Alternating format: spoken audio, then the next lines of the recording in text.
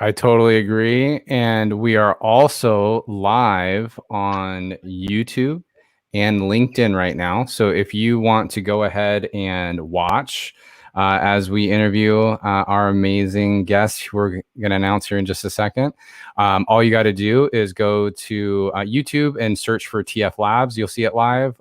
Or if you check links in my Instagram, you'll see, or if you're following me on LinkedIn, you can see as well. Arlene's, well, I just kind of said who it was, but you all know by now. She she will be retweeting it as well. So hopefully you are giving her a follow. But Paris, welcome to week 3 of Anybody's Game. I'm so excited to be doing this show with you. Can you do us a favor for everybody? What is Anybody's Game about?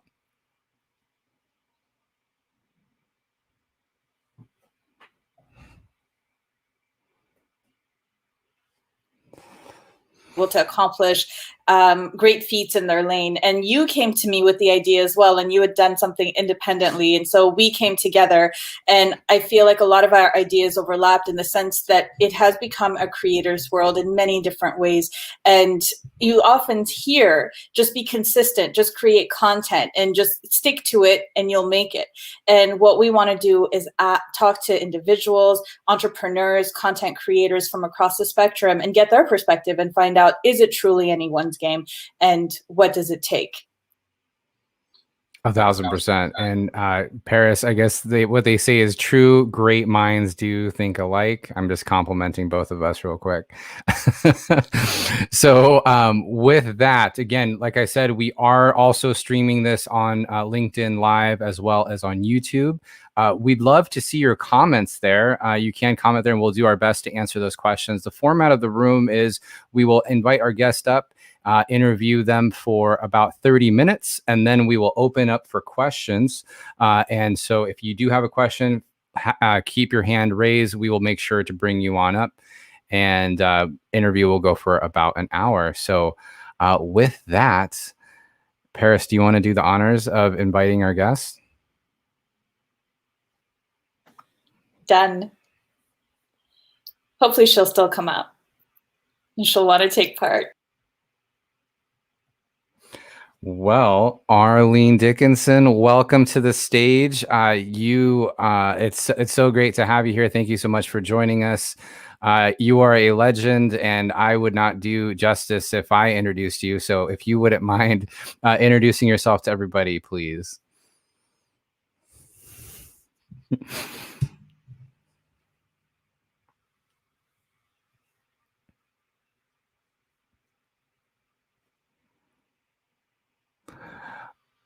Oh, sorry, real quick, Arlene, just on the video real quick, the unmic there. Oh, how's there? There you go. Is that and better? You don't have to touch that. Yep, and you're perfect. And you don't have to touch that the rest of the time. Great. Sorry, go ahead and let everybody else know. Thank you. I'm learning this multi-channel universe that you guys have created, which is Twitter and LinkedIn and Clubhouse all at once. So we're doing everything. So anyway, thank you, Jonathan and Paris, for having me up to talk tonight. I'm really excited. Paris, you have nothing to worry about. You're a fabulous journalist, and you have done nothing but some of the most really, truly inspiring and amazing interviews I've ever heard on Clubhouse. So I am excited about this. And Jonathan, you're also a legend. So it's me that feels the honor to be here tonight. And I don't know what to say about myself. That's a hard thing to do, to talk about yourself. So what do you want? I'm a pretty regular person, and I play a regular person on TV. How's that? I play a dragon on TV. I've been an investor on TV. No, I'm just kidding. I'm an investor, venture capitalist. I'm the general partner of District Ventures Capital, which is a venture capital fund that focuses on investing in the food and health and personal care space. I'm also a 3-time best-selling author. I'm the CEO of Venture Park. Venture Park is a business growth ecosystem that's focused on helping businesses scale that are in the CPG, health, food, and personal care space. And I am a dragon on Dragon's Den. I am a venture capitalist, and I have been on the show for 13 seasons. So that's a little bit about me. I'm a mom. I'm a grandma. I love to cook. But see, we're going to get into that. So this interview, it's obviously anyone's game, and that's going to be the first question. But I just want our audiences to know, we're going to ask you questions to get to know you as well. Outside of being a businesswoman, you cannot be as successful as you are and it be only about business. We know that you're multifaceted, and we can't wait to get to know you better on all angles, including what you're watching on Netflix. So be ready.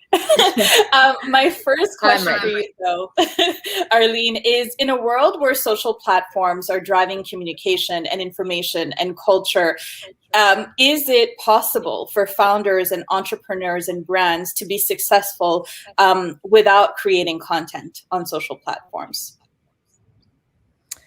Listen, when I remember getting on Twitter at the very beginning of when Twitter first started, and I was friends at the time with the head of Twitter Canada, and I was just kind of getting used to the platform and just tweeting things about my everyday life. And somebody said, "Oh, you're creating stuff. You're just making all this stuff up. You're creating content." And I said, "No, I'm actually just tweeting about, the question is what's happening right now." And I was just doing exactly what the app was asking me to, and that evolved into where it's now become an entertainment platform, as well as trying to be an authentic platform. So I think the trick for a great creator and somebody's trying to build their brand is to be very authentic at the same time, while maintaining your sense of humor and creating things that are interesting, thinking about, what's going on in the world, and having opinions and being brave. And so, yeah, I do think that today, if you want to be a personality in social media, you have to be true to who you are, but you also have to amplify the entertainment factor of who you are. Just no different than if you're at a cocktail party or anywhere where you're trying to be somebody that people want to talk to. You have to do more than just stand in a corner, right? You have to kind of stand out. So I think it's the same thing. But do you think it's possible to be successful? Like, is it really anybody's game? Can you really be an entrepreneur and a founder and do business without being on social media? Do you think it's possible to do that in this day and age, or do you believe that you can still make it if you're not utilizing social platforms? I do know some people that are successful that have never been on social media. I think they found their success prior to the world of social media, though, and so they determined that they didn't need it. I believe that in order for you to have a brand that transcends borders and to be able to amplify yourself into many markets, that you need to be on social media.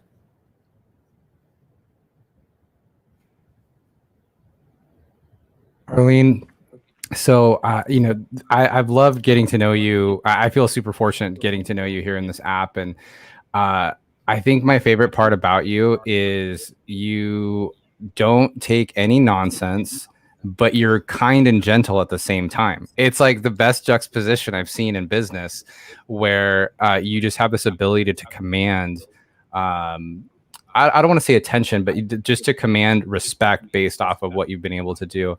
And, you're so accomplished in what you've achieved with, Dragon's Den and being a venture capitalist in your agency and so forth.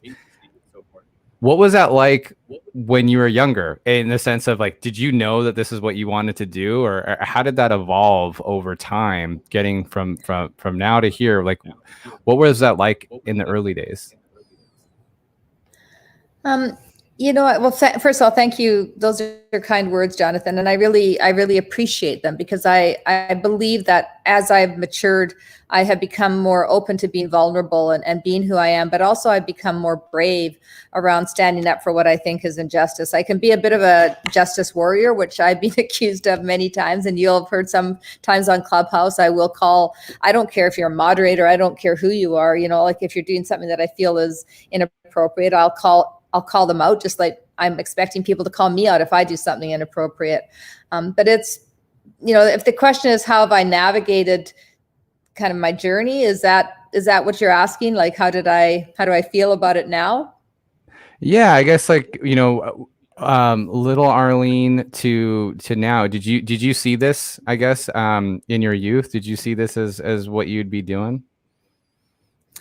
No, I always wanted to be an actress. I will say that. I've always wanted to be an actress. I've always thought that. And I even have furniture that says I've always wanted to be an actress, that Lichtenstein poster, I didn't, and it was either be an actress or a social worker. Those were the two things I wanted to be. And maybe that's a little bit of what's actually come up from little Arlene to big Arlene, which is that kind of caring about the society and what's happening, but also the love for the stage and amplifying myself. So if somebody had asked me, would I be here today? I would have probably said it's not impossible, but it is improbable. So I've always left room for anything to be possible in my life, but I wouldn't have thought it. I mean, I was a kid growing up that we had no money. We were broke.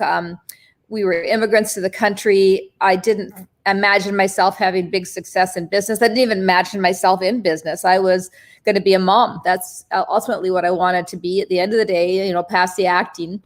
If you'd asked me what I wanted to do when I was, a teenager and older, I would have said I wanted to be a mom and raise my family. And that's what I set out to do, which is, from the age of 19 to 27, I had 6 pregnancies, 4 children, a couple of miscarriages. I was pregnant constantly. I was raising my family, and the thought of a business couldn't have been more far from my mind. I was busy raising my family, trying to get by. And how did it happen? Because you've mentioned that you didn't have any background, and obviously there's things that happened in your life that forced you to kind of, take the torch by yourself, light up your own way. I don't know how much of that, because I know you've shared the story so many times. I don't want this to be a repetitive interview for you, but I do want the opportunity to see in the mindset of a woman who really has to pave her own way, like literally because you have no other choice. How did you end up in marketing with what you say was, a pin, like the top of the pin needle knowledge of marketing and business? How do you do it? Yeah, Paris always said that what you could have written what I knew about marketing on the head of a pin and still have room for the Lord's Prayer afterwards, because I knew so little about it. But I kind of fell into it. I mean, I first of all, I got divorced young. I was divorced when I was 30, and 4 kids, and I had no education, and I had no training and no skills, and found myself just kind of figuring out what I was going to do. And I got my ex-sister-in-law got me a job at a TV station, and I started working in TV sales. And that started this whole uncovering of my passion for marketing, because I realized that I had spent my life looking at what other people were doing and thinking about pop culture and what was happening in the world around me. I didn't participate in it because I was quite shy and I was an introvert, but I loved observing, and found I had a skill for it, just an inherent ability with marketing. And then I got asked to join as a partner in venture communications when I got fired from my TV station job.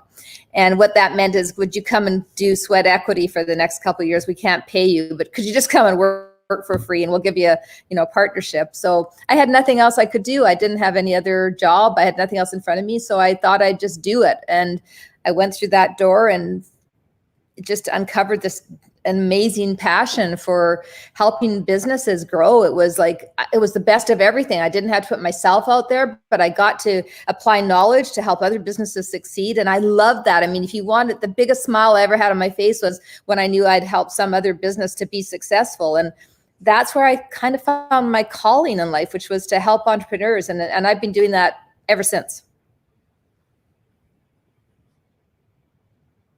Well, I love that. And it's definitely evident. We've definitely, seen that multiple times over.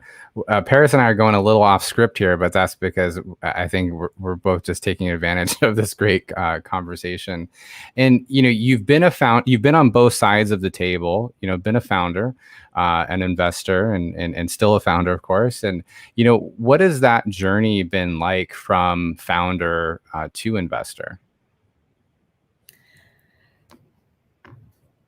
It's been interesting because, I guess I've always thought that my own hard work needed to be what created the success, right? And I will tell you that if I wasn't a founder, if I hadn't gone through the highs and lows of being a founder of multiple businesses, I would not be as good of an investor as I am. I really believe that there's something to be said for somebody who has sat on that other stage and felt what it's like to feel the pressure of payroll and, sales and operations. And it's sometimes too easy for people with capital, who are investors, to say, oh, let me tell you how it's done, when they've never, ever, ever felt the pain of being an entrepreneur. And it is such a journey, and there's so much of your heart and soul and blood and sweat and tears that goes into building a business. And when you recognize that, I really believe that you become a better investor, because you're more empathetic, but you also can see what's happening because you've seen the movie before. You understand the points and the perspective of what's going on. And I think that makes you more in tune with the entrepreneur and more able to help them as an investor, because I think investing today isn't just about capital. It's about support in many ways. It's not just about giving people money. It's about also helping them in all the operational aspects, but also the emotional aspects of building a business. Definitely going off script. There is so much, and I knew this would happen because, Arlene, the depth of the conversation is always so rich with you, and there is obviously such a great command of the conversation on your part as well. There's definitely, there's a career portion of this interview that we wanted to keep. There's a fun, lighthearted version as well. But when you're talking about the business and, just what it takes, and the journey that it is, especially one that's, 5, 10, 15, 20 years old. And one of the questions that I had for you was from your book, Reinvention. You started it off by talking about the Calgary flood. And it was something, your book came out, I believe, in 2018 or 19. I remember seeing it when it came out.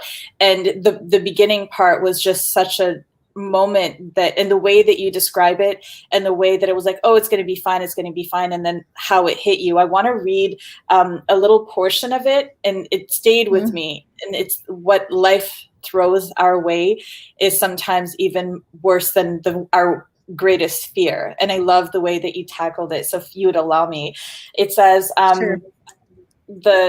There's a bit in the paragraph, and it says, without even recognizing it was happening, I'd come to believe that my business was untouchable and my professional judgment infallible. I'd seen it all, done it all. What could possibly go wrong?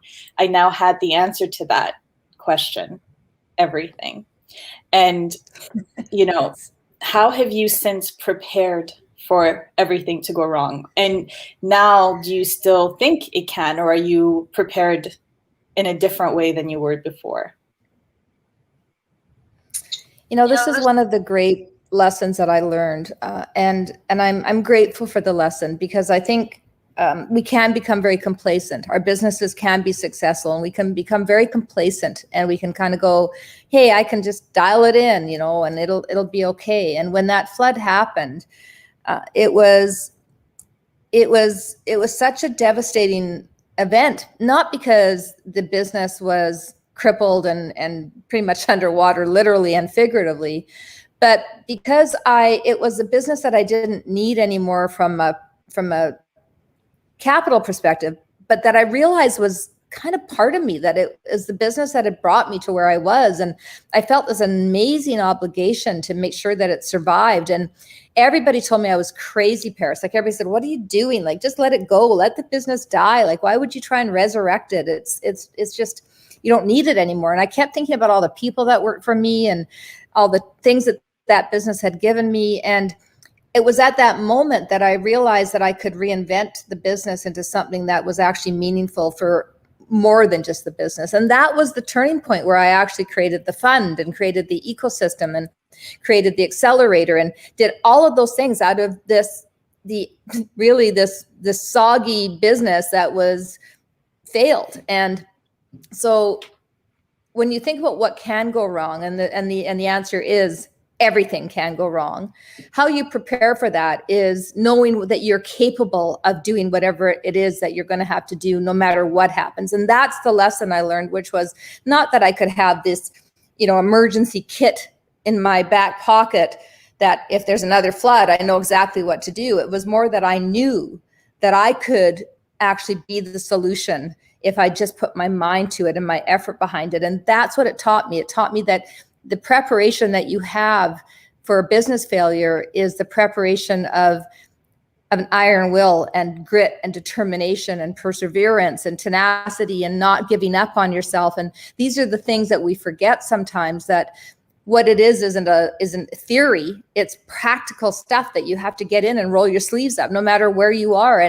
And so I would say, if everything does go wrong, well, the worst thing that could happen is that you're going to have to start again. The question is, will you start again? Will you try again? Will you keep believing in yourself? And this is where you have to learn what you're really made of. And I'd say that's the preparation.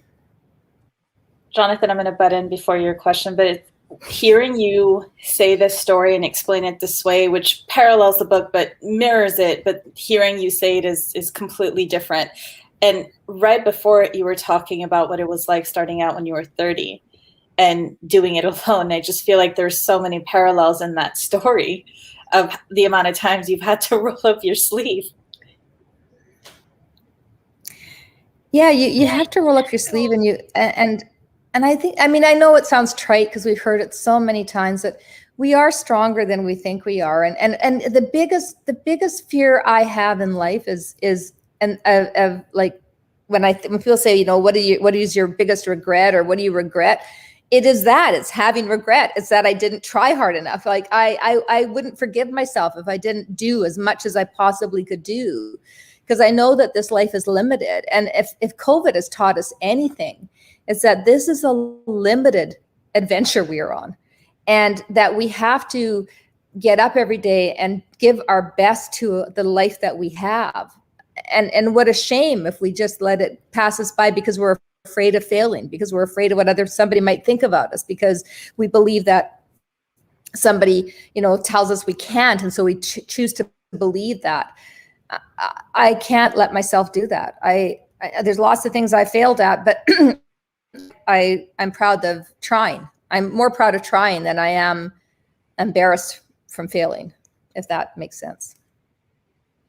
That 100% resonates with me, and it's actually very refreshing to hear this story from you. And I'm assuming that there's a lot of people in the audience and listening in live as well who feel refreshed by that, because we're taught to think of failure as so like such a definitive thing. Like you fail and then there's this next thing that happens.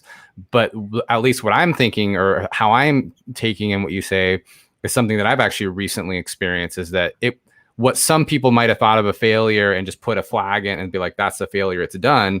That was actually, in essence, the opportunity that you saw that no one else might have seen, right? And while these people are telling you, get out of there, you shouldn't be there, et cetera, like you saw something that brought it. So I love that so much, and I'm inspired by that. So I hope everybody else is as well.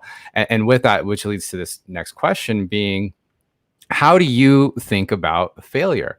You know, we hear so much like fail fast or this or that. I personally am not a fan of that mantra, because I think it's like fall down when you walk. I understand what's meant by that, of course, but it's how you take that experience and the way you articulate it so well. I'd just love to hear your thoughts. Well, I would be remiss if I didn't say something, because I don't want to sound like some. Oh, you're still muted, Arlene. Sorry. I would be remiss if I didn't comment on what I've just said, because it sounds like I'm, you know, I just got up and I just fixed everything and it was all great, and, you know, I carried on and, you know, rah, you know, good on me. I want to make sure that everybody who's listening understands that when that all happened, I had some of the worst depression of my life. I mean, I was literally unable to get out of bed. I was pulling the covers over my head. I was so afraid. I was afraid of the visibility of the failure, of what could happen, because I was a public personality. Everybody was watching, in my mind, what I was doing. But in fact, really, nobody really cares what anyone else is doing. You know, like we're 2 minutes of gossip on social media and then people move on. But it was just this personal thing that I felt like if I did this and it failed, like everybody would know. I mean, I was a TV business person and a personality known for my business acumen. And if I failed, that would be a disaster. And the anxiety and the depression I felt was enormous. And so for anyone out there who's thinking, you know, hey, this is too difficult to do, or I don't want to fail because somebody might it might be embarrassing. My dad had a great saying. He used to say to me, Arlene, you would be a lot less worried about what other people think of you if you knew how little they did think of you. And it's the best thing. I think of that all the time. It's the best saying. Like, we worry way too much about failure being something that's embarrassing versus something that's actually a lesson for us and that we can take forward. So I don't know, I just think,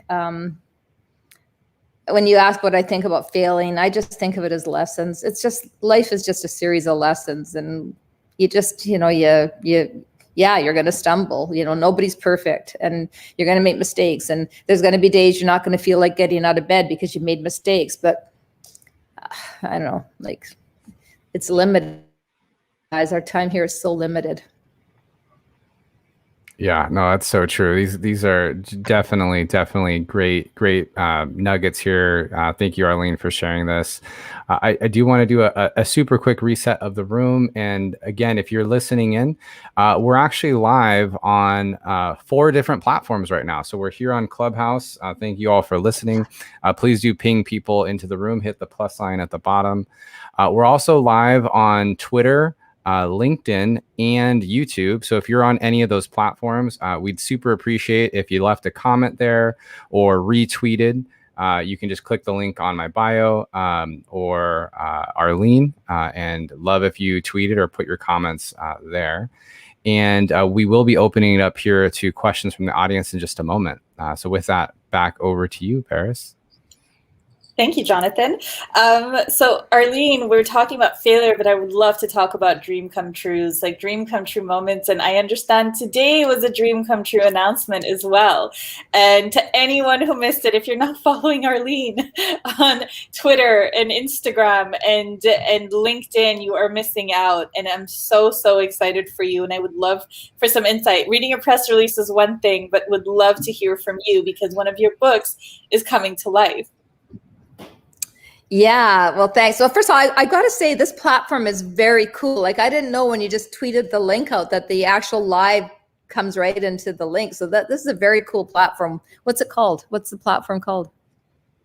Oh, so we're using StreamYard right now. Yeah, so we can have StreamYard, very cool. Yeah, everybody's watching us on the different ones, and they can chime in with questions if they want, and we'll see it. Look, someone just put a comment right now, and they said, "Congratulations, Arlene." Very so cool. Awesome.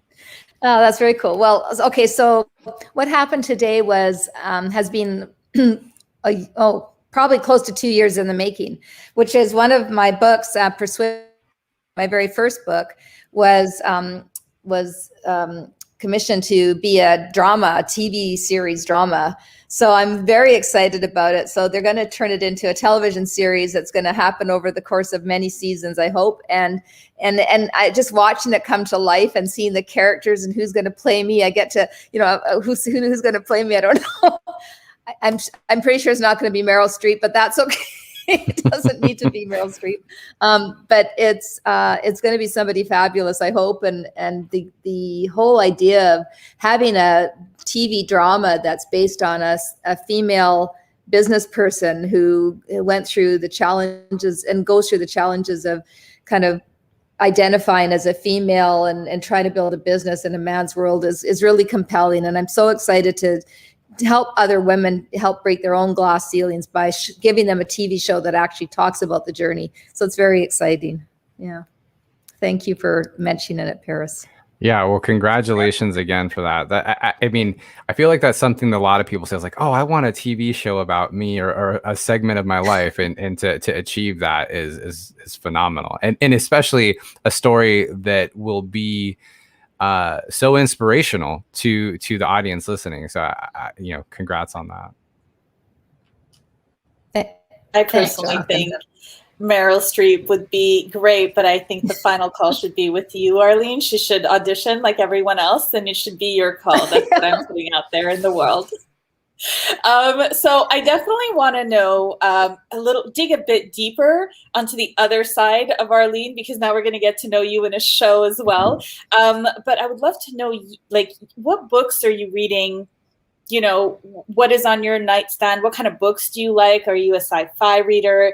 Are you a history buff? Historical novels? Like, is that your thing? Is it personal development? I'd love to know what you're reading. Oh, you know what? I am the worst. I've got 3 different books on the go. I could not tell you the title of one of them. One's a business book about CPG businesses and how to build them and scale them. The other one is a murder mystery. And the other one is a memoir. And I feel like I'm just looking around because I was going to see if I could grab the books because they're all over the house.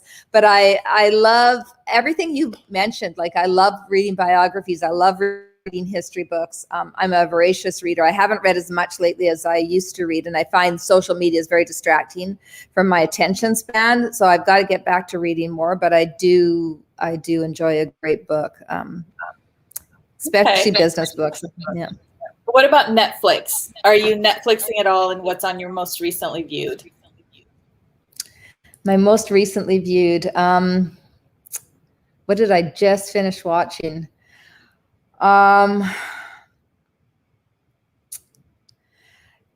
Again, I've got like probably 3 or 4 different series going on right now, and I'm trying to think. Well, okay, first of all, one show that I can tell you that I absolutely am obsessed with and have been for 30 years is Coronation Street.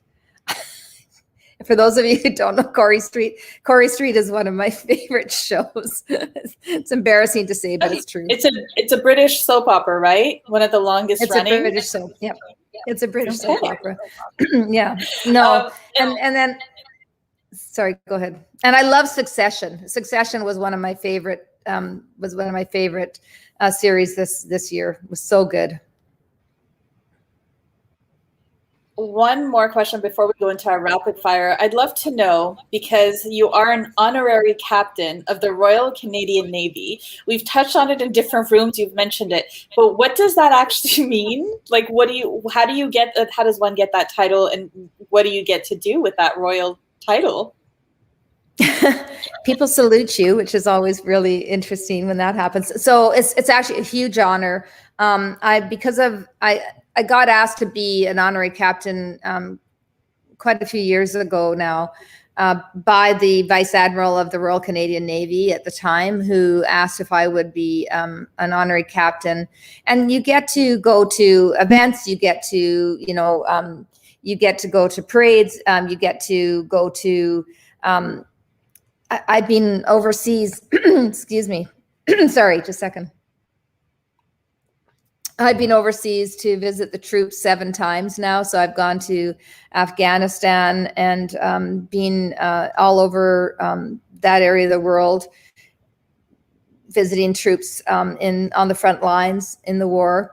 And it's been really quite an amazing honor. On ships, I've been, of course, on many of our naval ships and toured them and sailed on them and met all the sailors and supported them and their families and helped them. And I again would be remiss if I did talk about how grateful I am to the men and women and the individuals who serve in the Navy and all across the armed forces. You know, the Canadian Armed Forces, we have people who are making sure that our liberties and our lives are free. And that just goes for anybody who's listening all around the world. The men and women who support and keep us free and in peace are really incredible humans who sacrifice so much. So it's just been one of the best and biggest honors in my life. Well, that's fantastic, and it's so true that the sacrifice they make, not too many people could do that, even if they wanted to. So it's, you know, for you to share your time with them, I'm sure means a lot to them as well. Paris, should we go into our rapid fire and then make it available to the rest of the folks in the audience? So again, if you are in Clubhouse right now, do start to raise your hands. We'd love to have you come on up, ask a question to Arlene or share something with Arlene. Or if you are watching live, feel free to ask a question there and we will pull from comments there as well and ask. So Paris, you want to lead us with the first one? Absolutely. So Arlene, rapid fire questions. Favorite social media platform? Favorite social media platform? Oh, I know I should say, well, I'm going to say right now, I think it might be LinkedIn. Clubhouse is great. Twitter's great. I like LinkedIn a lot. All right, Arlene, what is your screen time usage? That little notification you get once a week from Apple. I think I turned off the notification because it was 24/7. So I thought, oh, it's all the time. It's probably too high. 8 hours? It's what? I don't know, 8 hours? Guesstimating. Arlene, who is your an entrepreneur that you admire? Oh, I really admire Tobias Lutke from Shopify and Harley Finkelstein from Shopify. I think they're really quite spectacular entrepreneurs who've done so much for the Canadian and the global entrepreneurial network. They'd be two that come to mind right away. Toby and Harley. Who are your top 3 follows on any platform? People that you follow on social. Who do I follow on social? Top 3. The ones that are most notable, like your favorite, your top 3 who you think other people should follow as well. Okay, can I cheat and go to them? Because I don't follow a ton of people, but the ones I do follow, I will tell you who I think. 2 seconds. Yeah. Jonathan, Yeah, it's not that's a very unfair question, by the way. Like, okay, so I love following, it is beside you guys. I love following Rex Hupke, who is a journalist in Chicago, who, I don't know if you guys follow him, but he's absolutely phenomenal. Rex Hupke, he's one of my favorite follows. I love following on Instagram. I love following Diane. Hold on a second. I have to go to all of their platforms now. Really, you guys are doing this to me? Like, this is so unfair. We can put it in the show notes. Diane Keaton on Instagram is an amazing follow. I love following her. She makes me laugh, and she's just so cool. I like her a lot. On LinkedIn, I liked following Harley on LinkedIn. Harley from Shopify. How's that? That's 3. I didn't give you 3 from each one. No. Sorry, it didn't need to be 3 from each one. Sorry, just 3 in general. Okay. So that was perfect. Okay. Oh yeah, and I just got I just got people sending me notes saying, "And you don't follow me on Instagram." So now Carla, I'm going to follow you right now. So the next one will be, you can only listen to one artist for the rest of time. A musical artist, one. You get only one. Who is it? No, I refuse to answer that. That's like torture. That's not fair. I love draw the line at that. Okay, we'll get you a top 3. I'm going to be a little bit schlocky here, but I love Andrew Bocelli. I could listen to him forever. Yeah, you can't go wrong with that. No, probably. I don't know if I'd get tired of it. Forever is I also like there's so many artists. These are unfair questions. I want to redo. I want to be prepped next time, so I know what to say. Jonathan, our ethics are being called into question here. Well, this one maybe might be easier. I don't know. What's the one thing that you want everyone to know about you?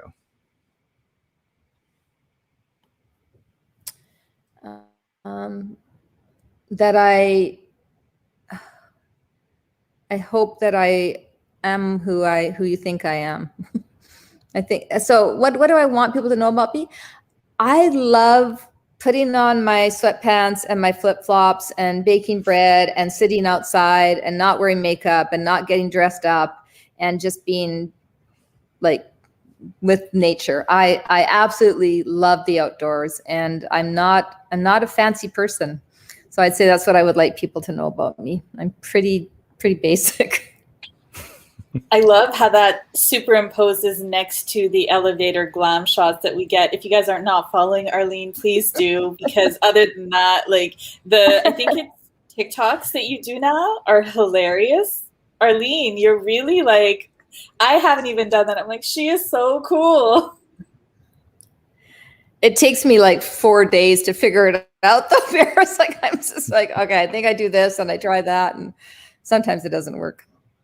It works every time. Don't say it's working brilliantly. To anyone in the audience, if you would like your turn at asking Arlene a question, please do raise your hand. We are going to be starting to let a few people up. We do have 2 questions, Arlene, for you at the end of it. But right now, we would love anyone from the audience. If there's been something you wanted to ask Arlene that's maybe not as business related as the other rooms allow it to be, you are most welcome to come up. But if you don't, there's plenty more that Jonathan and I have in store for her.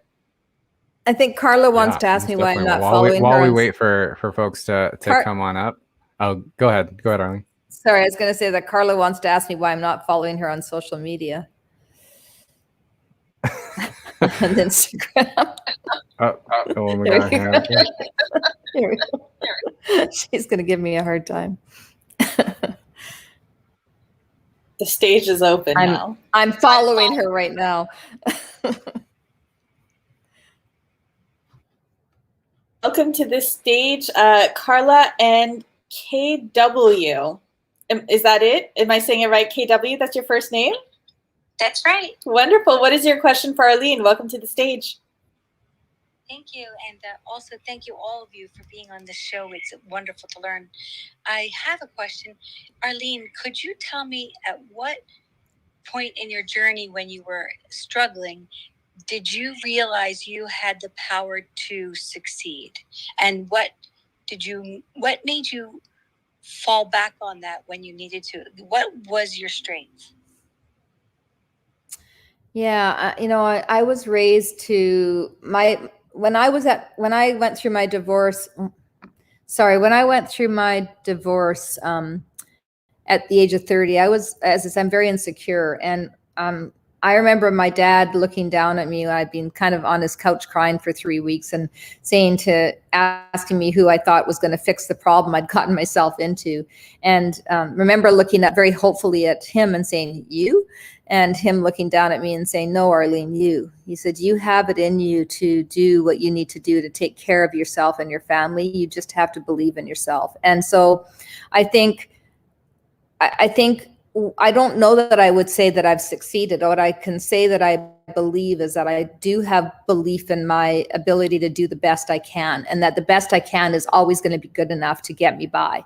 And so I'm not sure where that comes from. I have a love of life. I have a belief in myself that I can. I am a bit of a loner, and so I spend a lot of time in my own head, and I think a lot in that time, and I think that's also helped me to be able to put perspective around things and not get caught up in too much noise outside of myself. So I don't know if I'm answering you, KW, but I do believe that we are stronger than we allow ourselves to believe, and we should believe in ourselves first and foremost. That tape that plays in our head over and over that we're not good enough, we're not smart enough, we're not bright enough, we're not thin enough, pretty enough, rich enough, whatever you can fill in the blank. That tape is somebody else's voice that gets in our head, and then we start to believe it and tell ourselves that. And I think the secret to any success is kind of unlearning that tape and believing that you are good enough and that you can be fine. And I can tell you, I still have days where I have huge body image issues and huge self, just issues with kind of who I am, how I look, all those things. And it's a constant effort to push that noise down and tell myself I'm good enough. And I think it's something we have to practice daily. Answer it very well. Thank you. You're welcome. Thank you so much for your question, KW. It was a pleasure having you. Carla, hi. Hi. Arlene, thanks for the follow. Anyway, Paris and Jonathan, you guys have done an amazing job interviewing Arlene, and Arlene is incredible and such an inspiration to so many people, and I adore her. Really has become one of my closest friends on Clubhouse. I really just am so inspired by her. So I'm enjoying this interview very much. I have two questions, so answer whichever one you like, because I can't figure out which I want to ask the most. But one is that you mentioned your dad several times, and I just wondered, you know, if he has been the person who has had the greatest influence on you in your life, or if there's somebody else. So that's question one. The second is, I'd love to just know who some of your heroes are, you know, past and present, dead or alive. And so kind of like, if you could meet, you know, 5 or 6 people from contemporary times or from history, who would they be? So either one of those, whichever you like to answer, would be great. Thanks, Carla, and right back at you. I have so appreciated our friendship, and thank you, Clubhouse. And when we talk about our favorite apps, what I would say is Clubhouse has opened the window to so many great people, Paris and Jonathan, yourselves, and Carla, and so many others that I see here in the audience. And Carla, you've just become a dear friend, and I think the world of you. And thanks for the tough questions. So, my father was absolutely a huge influence in my life. He was an educator. He was an immigrant to the country, an electrician when he came to this country. He taught at a tech school for a while, and then he went on to get his PhD in education part-time while he was working and supporting us. And he was such, everything was a lesson to my dad. Everything. He never failed. If there was something going on in our lives that was dramatic or traumatic or something that we didn't understand, my dad always took the time to help us understand the lesson that was coming out of whatever the circumstance was we were dealing with. And I am so grateful to him for that, because it makes me realize now when bad things are happening, I can stop and ask myself, okay, what am I learning from this? And that was all on my dad. It was his desire to make us lifelong learners and his desire to teach us whenever the opportunity arose that I think formed who I am today. So he definitely had a huge influence on my life. He died when he was 73. He was quite young when he died from cancer.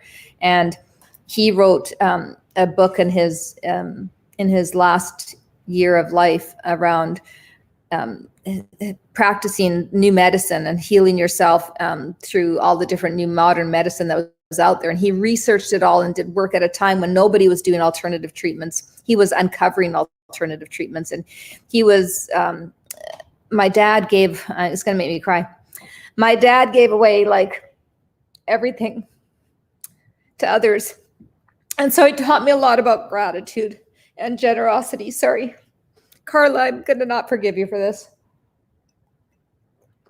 I apologize. He taught me so much about the meaning of gratitude and the meaning of generosity. And, you know, like we have so much. And so I want to just dovetail that into the other question you asked, because I think it's an important question. Who are my heroes? My heroes are the Indigenous people that are standing up and fighting for their rights today. My heroes are the Black people and the people of color who are standing up and fighting for their rights today. These everyday people who have gone through so much and who do not have the privilege and the right to, and haven't had the opportunity to stand up for themselves in this world. Those are heroes. People who are standing on the front lines right now protecting our forests because they don't want them to be deforested for the sake of commerce.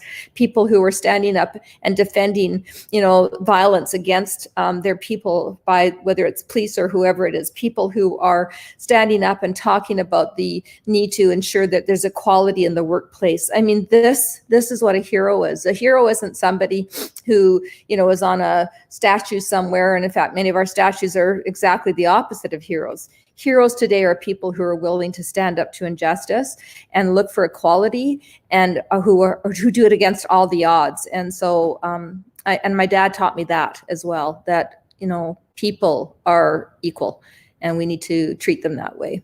And I'm going to stop crying now. Sorry. That was amazing. Really amazing. Thank you. Thank you, Carla. If to anyone who's watching behind the scenes and looking at us on videos. Carla, you got us all emotional. Thank you so much for that introspective question. I wanted to say to Arlene, believe me, you weren't the only one crying on that answer. So that was really amazing. Thanks, Carla. Thank you so much, Carla. Always a pleasure to have you. Sukhpreet, welcome to the stage. We would love to have your question for Arlene. Giving me this opportunity. It has been such a pleasure hearing Arlene, and I'm still emotional from her answer. Also, my question for Arlene was that when you started your journey of as a single mom, what were some of the challenges that you faced, societal pressures or something, and what would be your advice for single moms who are setting out themselves and who are, I'm really sorry for my son here in the background, but yeah, I just wanted to hear your advice for single moms who are setting themselves out for some big challenges in life. Thank you so much. Yeah, Sukhpreet. Is it Sukhpreet? Am I saying it right? One of the things I always, when people identify or talk to me about being a mother, I usually get, what was it like to be a single parent? And I always now correct them and say, I was a parent who happened to be single.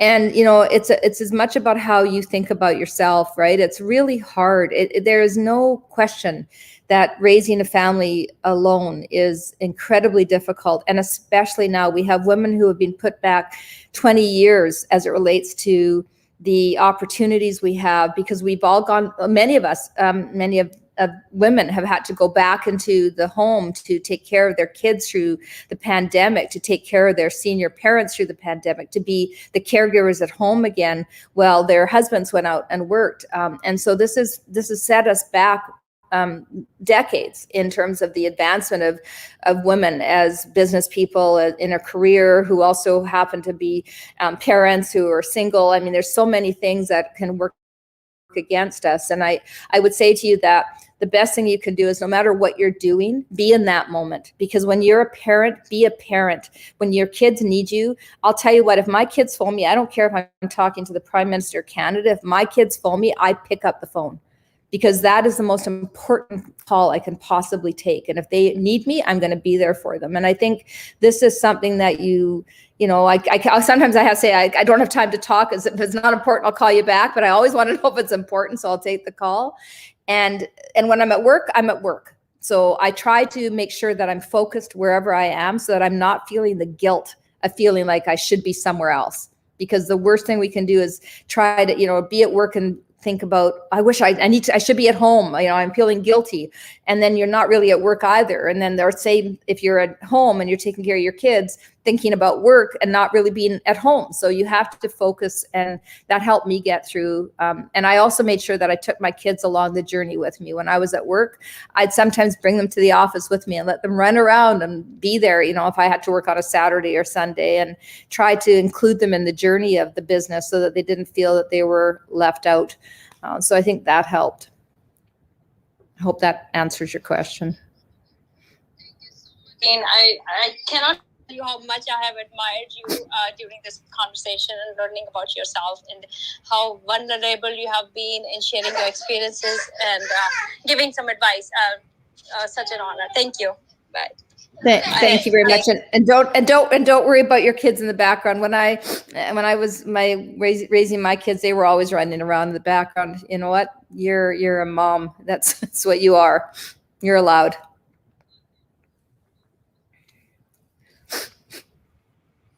So much, Sukhpreet, for that question. I love that the additional questions we got really allowed us to dive deeper. I mean, Jonathan and I have a long list of questions, and I'm glad that Carla and Sukhpreet and KW allowed us to dive deeper without it just being our voice. I think Clubhouse and these platforms are wonderful opportunities for connections that weren't available to us. And I'm so grateful to you, Arlene, for agreeing to do this and doing it across channels. I'm sure you're story, business, personal, and the facets of it, and how just openly you're willing to share it affects us all, and we're all having major takeaways. If anyone's enjoying this conversation, I highly suggest that, in addition to following Arlene here and on different social media platforms, that you pick up her books. She's got some incredible, if you think these stories are interesting, she dives deeper into each of them, and how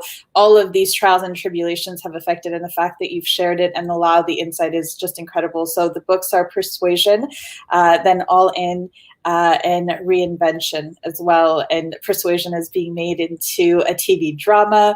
Do we know when it's coming out, Arlene, by the way? We spoke about it, but you didn't mention the release date. Not sure. It'll probably be a year in the making. Oh, sorry, I'm not sure. I'm getting used to all that. I'm looking at you. I'm thinking about the phone. I'm old, Paris. This is way too much for me to remember. So I think probably within a year. Very exciting. We look forward to seeing it. Rand, welcome to the stage. We would love to have Arlene answer your question. Go ahead. Thank you so much. Hi.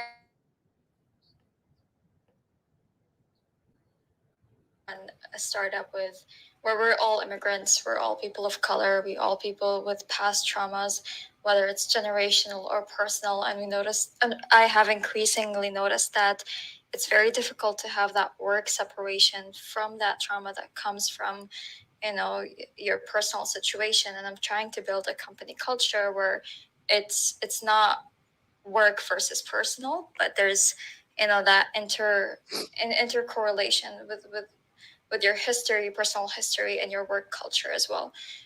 So I was wondering if you have any suggestions on how to do that, because all the books that I'm reading do not cover those topics on how to build a positive company culture when most of your people are immigrants, people of color, and people who've had a lot of trauma that comes from it.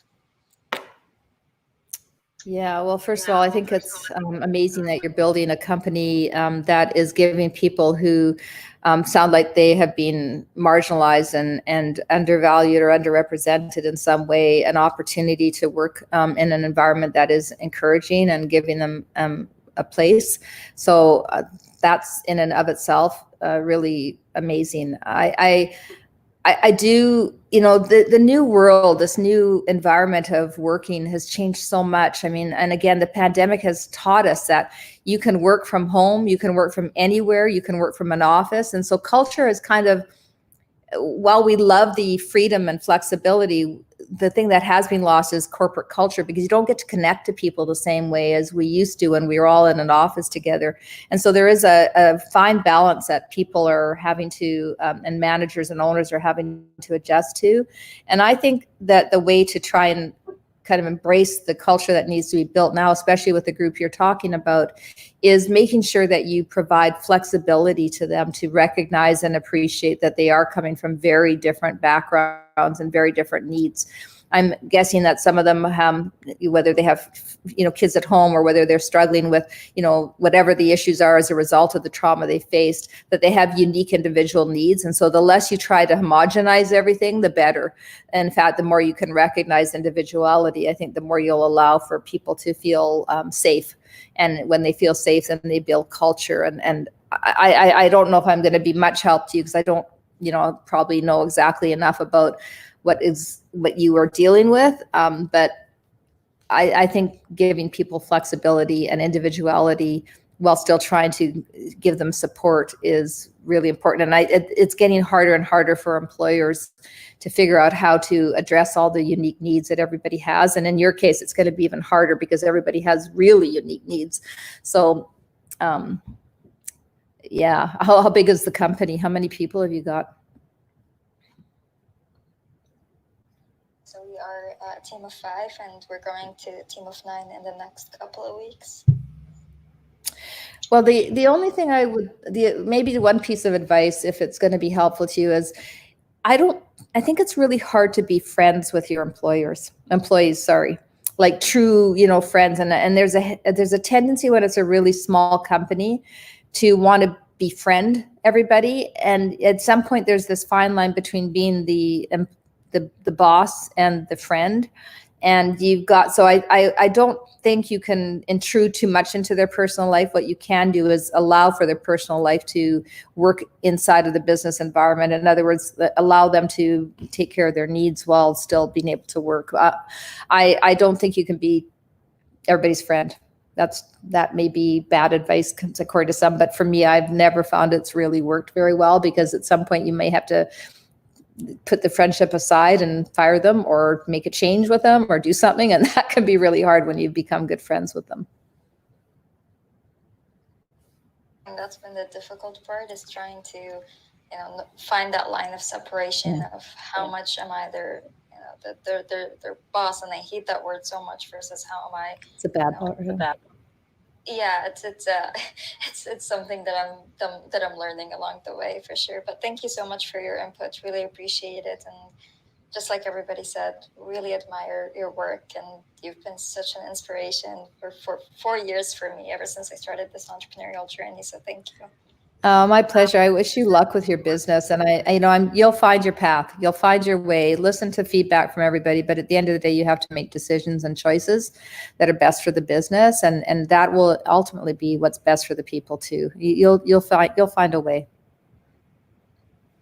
Thank you so much. Thank you so much for your question, Rand. Before we wrap up, Jonathan has a question from LinkedIn. Yes. As we said, we are live on LinkedIn, Twitter, and YouTube, and we have a question that I'd love for Arlene to ask, and we can even get it to come on the screen. So the basic question is how have you managed being the line between assertiveness versus aggressiveness? Oh, Claire, that is such a great question. One of my least favorite things to be called is intimidating. All the time I get, the reason you don't, you're so intimidating. I'm going, what is it about me that's intimidating? Exactly. And it's usually another way of saying aggressive. It's another way of saying that, that you're pushy. And I think this is very much something that women in business, successful women, have to deal with. And it's just so unfair. If you're decisive and you give direction and you're clear on what you want, you could be called bitchy, pushy, aggressive. You could be everything, but you're just decisive. You're making a choice. And yet if you were, and I'm sorry, because I don't want to in any way sound like I'm saying it's a man versus, female thing, but men in that same position are called, look at, they're such great leaders because they know what they want and they get out there and they, they're clear on what they need from the business. Women don't get that same benefit.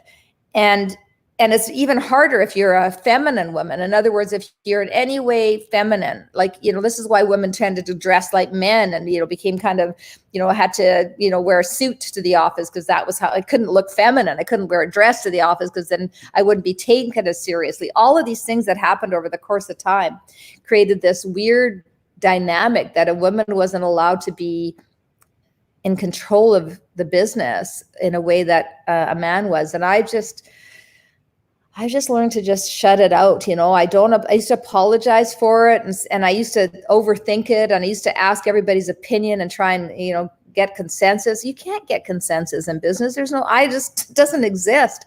So you need to make decisions, and you need to do it with respect, and you need to kind of, at some point, you're never going to make everybody happy. And I think you just have to just be okay with who you are. And I'm not really answering your question because it's a tough question. I don't know how you get out of it. I don't know how you stop it other than just show up as who you are and don't apologize for it. Yeah. Don't call a woman aggressive and intimidating simply because she is a strong business person. That's just I think it's one of the most degrading things you can say. Somebody told me that once, and we're in a big meeting. He said, because I was the one that was actually supposed to do the presentation after the fact. So like, if I'm the one presenting, I think I should be the one who's very comfortable with whatever it is that we have to say. And so they're like, well, you're so aggressive, like, can you tone it down? I'm like, well, would you rather have a very weak person do your presentation in this pitch, or would you like somebody who's confident to do your pitch? And they kind of backed up. But yeah. No, it's so true. It's just when I say degrading, I mean it like it's, you know, that sometimes if you are acting in an intimidating, aggressive way, you should get called out. Hey, that's, you know, that's unfair. You're being passive aggressive. You're doing things that aren't, like, that's cool. Like, you can call out bad behavior, but simply because somebody's decisive and electing to make choices that aren't always popular doesn't mean that they're bad business people or aggressive or intimidating. Definitely agreed. Jonathan. Yeah, so it was pretty fun, by the way. Again, if you're listening, the fact that we are live on the different is, look, Claire commented and she goes, love it. Thanks, Arlene. And we have that across the screen. So thank you, Claire, for asking that question. So we're going to start wrapping it up here. But before we do, Paris and I have 2 final questions that we'd love to get from you, Arlene. And the first question I have is, simply put, what questions would you like to ask our audience that they can think about as they go about their day? It's a question that you might have for them to reflect on.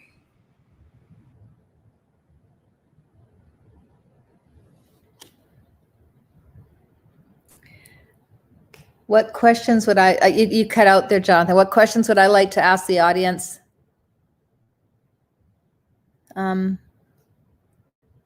I would like to, sorry, he was cutting off, so I was trying to listen. So what questions would I like to ask the audience that they can reflect on in their own lives? I would like you to ask yourself what you've done today to help somebody else's life be better. And second to that, I would like to ask you to ask yourself whether you were kind to yourself today. So were you kind to yourself today? And can you hear me? No? Can you guys hear me? We lost you on CH. It's off. Maybe she got kicked out somehow. Okay, good. Oh, her AirPods died. That's what happened. So, just a minute. Can you hear me now? Yeah. Oh, I got kicked out of the room, so hold on.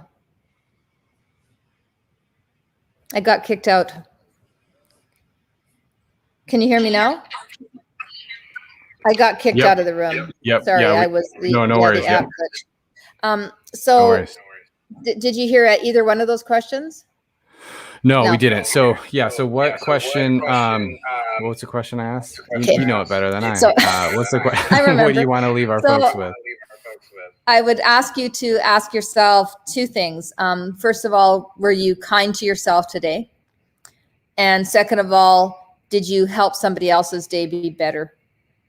And I think if you can start with being kind to yourself and asking yourself if you have treated yourself with kindness, and second of all, have you helped somebody else's day be better? I think those are 2 great questions to ask yourself each and every day. So much, Arlene. I think those are very important questions. Sometimes it's questions that make you ponder the big picture, but the big picture is built on very many small pictures, and going back to every day is so important. So thank you for that reminder. Final question is a really easy one. It's the best way for everyone to stay connected with you. What platform should they be on? Where do you share most? Where do you want people to connect with you on? Okay, so I'm very active on Twitter and LinkedIn and all the platforms, Instagram. So whatever platform you prefer to connect with me on, I'm very active on all of the social media platforms. In terms of business, LinkedIn is definitely the best place to connect with me, where you have the best likelihood of response. It's hard. I've got, across the platforms, I've got close to 1 million followers, and it sometimes can be overwhelming to try and reply to everybody. So if I don't reply to you, please know I likely have seen your request or your question and just haven't had a chance to get to it. But I appreciate everybody who does reach out to me. It means a lot. And Can I say one thing, which is a little bit before you guys shut this down? I mentioned something earlier, and I was talking about, you know, the Indigenous people and everything else. And I would be remiss, and I'm sorry, I'm Canadian. For those of you who are listening who aren't aware that I'm Canadian, I'm very Canadian. I love our country very much. But I think what I'm about to say applies in the US and around the world. There is a lot of hate going on in this world right now. And I have a lot of friends who are Muslim and who have been under an enormous amount of attacks in North America and in particular, and well, around the world. And I would ask you all, when I talk about kindness and being fair to people and treating people with respect and helping others, to remember that we are all born the same and we all die the same, and to treat people with respect. And if you see somebody treating somebody with disrespect or in any way hatefully, I hope you stand up and support everybody who is treated badly. It's just unacceptable as far as I'm concerned. And I would be remiss, this is a public platform. I am a public personality. I would be remiss if I didn't use my platform to talk about what matters to me. And what matters to me is equality. And so I wanted to just take a minute across all of these platforms to talk about equality for all religions, for all races, and for all people. And that matters to me. And that's why I agree to do these things, because I get a chance to say stuff like that. And maybe that created some unfollows on social media, but I'm okay with that. Well, we thank you so much for taking the time to share that with us and you know, share your heart and share, you know, what you believe. I think it's just so important for others to hear that and see that. So thank you for that. But can I just say, Jonathan, and add to it, and bringing it back to anybody's game and using our platforms and creating content, so many people stop themselves from expressing their true thoughts and beliefs, taking a stand, even if it's being on the right side of history. Many people who don't, for fear of the unfollowed, for fear of the repercussions, for fear of being criticized or of offending because of their belief of equality. Unfortunately, we still live in this day and age, and there's just a reminder of who you are, Arlene, and that you really are the woman that you not only claim to be, but are. For those of us who know you, we know this side of you, but for other people who may not and see that, how you present yourself is one way, but no, it transcends all areas of what you do, whether it's your personal life or your business life, or the choices that you make, the boards that you sit on, the advice that you give to people, the advisory councils that you're a part of. It's all part of one identity, and it just feels like the decisions that you make at the core of it is equality, fairness, and just being kind to people. So thank you for that. Another example. Thanks, Paris. Thanks, Paris. Yeah, this has been a phenomenal time here. I know everybody in the audience feels that this is time well spent. This has definitely been a fantastic interview, Arlene. Thank you so much for taking the time. Lots of great comments on social as well. Vince Caruso just goes, he loves the point about how little people think about you, so why worry? It's been a great interview. So again, if you are listening, please make sure that you are following Arlene. She does some great rooms here in Clubhouse, and do make sure that you stay in touch, you stay in contact. Paris, any last words, any last thoughts before we wrap? Just a massive thank you to Arlene for being here and for doing this show with us. It's been a pleasure. We look forward to our Thursday night room, Arlene, and many more rooms to come here on Clubhouse. Yeah, most definitely. Thank you so much, Arlene. Thanks to you both. I would do any room, anytime with the both of you. You're wonderful humans, and you both give back all the time. And your spirit of generosity is really exemplary. So thank you for what you do. Thanks for having me today. I appreciate it. Or tonight. Thank you for being here. Thank you to everyone who has spent this past hour and 13 minutes with us. We are 13 minutes over. Thank you, Arlene, for allowing us to go over just a bit. This is Anybody's Game. If you just joined us, it's a weekly room where Jonathan and I interview leaders, regardless of the space they're in. We want to find out if it truly is anybody's game to succeed in this day and age, whether you're in the business space, the content creation space. Every Tuesday night, we'll be speaking with a new leader. Next week, we have Nicole Benham, who is one of the premier individuals here on Clubhouse, hosting some of the biggest rooms ever, interviewing some really important people with some great shows coming up. So we're looking forward to getting to know her, planning out how she has caught her space in the Clubhouse space. So I'm going to hand the mic over to my amazing co-host, Jonathan, who makes the show run so seamlessly and effortlessly across multiple platforms. We wouldn't go to air without him. Thank you again, Jonathan, for bringing this show to life. Yeah, thank you again, Paris, and everybody. Thanks for listening in. Please do let us know what you think. Let us know on the platforms, or feel free to DM us. Let us know if you like the format. Would love the feedback. Do follow the Founder Streams Club. We do rooms all the time, all throughout Clubhouse. And just a quick little plug, we do have the Founder Streams Accelerator, which is going to start on June 28th. So you can apply applications on this Friday. That information is in my bio, or you can go to founderstreams.com. So thank you all. Have a fantastic evening. Thank you again, Arlene. And we will all see you throughout Clubhouse and social. Have a good night, everyone. Good night, everybody. Thanks very much.